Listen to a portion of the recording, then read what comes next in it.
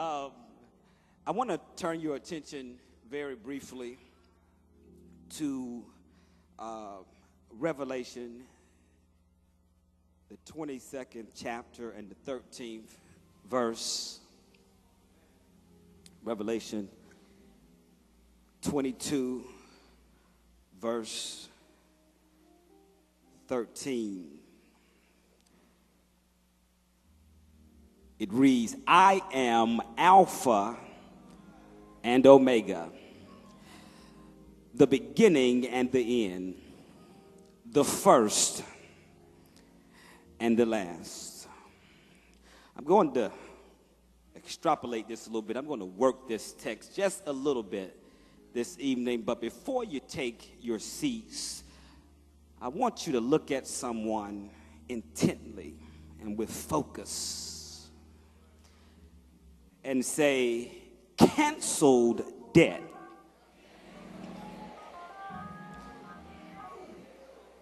Here's the second part. Here's the second part. Canceled debt, living legacy. We're going to say that again. Canceled debt, living legacy. You may be seated in the presence of the Lord. Canceled debt could be interpreted that my debt is dead. He says, I am. We talked about I am this morning. I am Alpha and Omega, the beginning and the end. This is the end of my debt.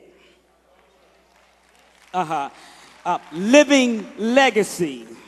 My legacy is alive. If my debt is dead, then my legacy will live. The scripture again says, I am Alpha and Omega, the beginning and the end, the first and the last.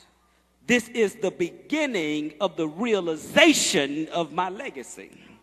No, I did not say this is the beginning of your legacy. This is just for many of us the realization of our legacy. And sometimes it takes a foreclosure. Sometimes it takes you missing a few payments. Sometimes it takes you not being to top off the gas for you to realize whose image you were created in. An eternal God automatically suggests an eternal legacy. We understand that we are created in the image of God. Man is a spirit.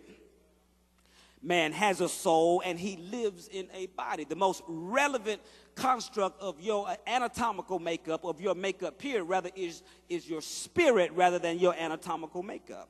Your spirit is eternal. Thus saying, this is not the beginning of your legacy, but the realization for many of you that you have a legacy. When you begin to understand that you have a legacy, or rather you are a legacy, then there's certain things you do or do not do.